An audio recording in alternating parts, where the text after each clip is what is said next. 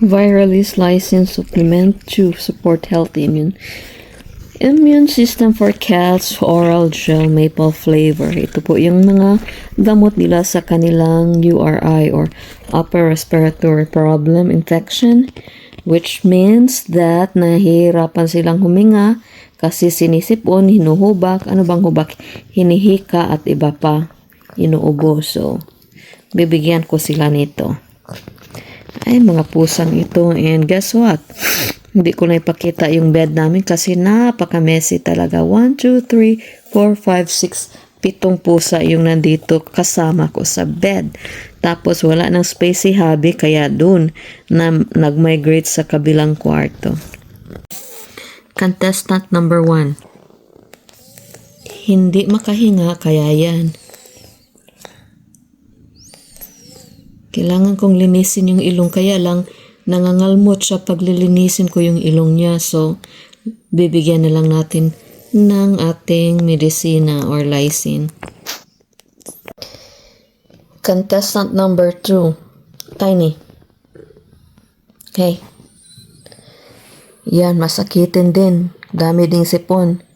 Ito dalawang mga itim na pusa. Ito sila talaga yung chronic na may sakit na sipon. I don't know kung anong gagawin ko dito. Palagi na lang ito nag-antibiotics, supplement. Wala pa rin. Ay, nako.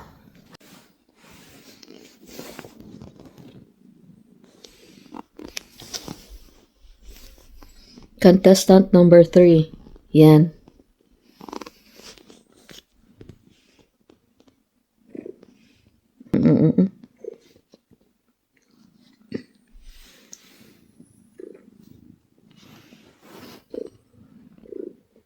Don't kiss me. Dude! Weirdo. Tingnan niyo yung sugat ko. Kasi nakalmot ako yesterday when I gave them their medicine. Kaya kalmot-kalmot din tayo pag may time itong mga pusang ito. At syempre, yung lampshade natin ay nabasag.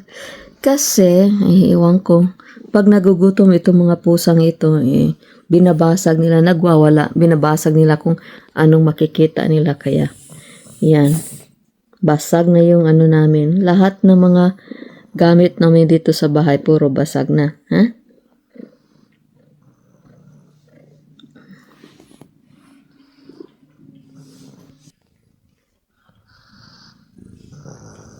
Kawawa naman itong sipon. Sipono na pusa ko, bibigyan ko na siya ng medisina. Kaya lang ito siya yung nangalmo sa akin kahapon. Yeah, kasi binigyan namin sila ng anti-fleas. Tapos yun, hinawakan ng asawa ko. Tapos nakalmot niya yung mukha ko. Ito lang yung secret sa kanya. Ilalagay lang natin dyan at tingnan natin kung anong mangyari. Hey, cat, come here. Kawawa, hindi siya makahinga. So, hindi niya ma-smell ba? Hindi niya ma-smell yung medicine niya. Here, cat. There.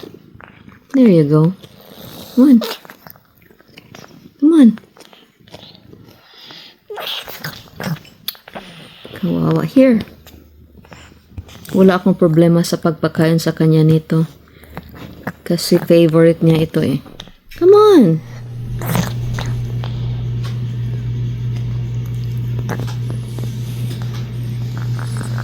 Hintayin lang natin na niya. There you go. Come on! Oh. Yan. Nagsikman na si Dusty.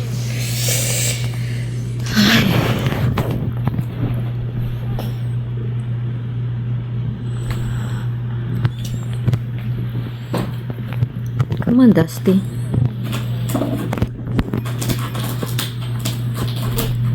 I don't have problem with him as far as administering medicines kasi kumakain siya. Favorite niya ito.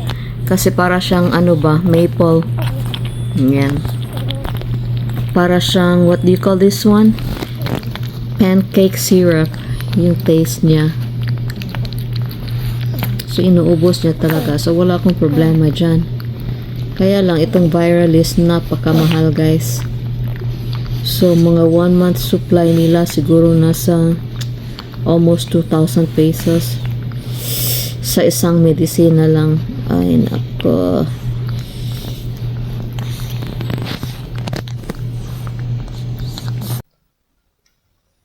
So, ito na ang sitwasyon ko kada gabi. Alin ang naiiba? So, how many cats? 1, 2, 3, 4, 5, 6, 7. 7 cats. So, tingnan nyo. Paano na lang pag nag-transfer na kami dun sa kabilang bahay tapos napakaliit. Kasi itong bed na ito is king size bed. Yung bed doon is only full. So, almost 1/2 yung niya, diferensya ng sizes niya.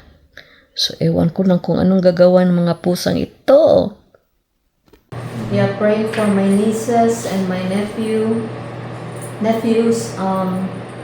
mga pamangkin ko na sana patuloy silang mananalig sa Panginoon, and that they will make God their sufficiency, kasi malapit na babalik si Jesus. Ang pinaka nasa puso ko ay they would come to realize that they need to have a savior, na hindi lang pwedeng lang tayo dito sa mundo, palagoy-lagoy lang or whatever, but we have to live our lives in accordance to His will. My 2 nieces, na the Lord will protect them, and the Lord will protect their testimony also, and that they will draw themselves near to God.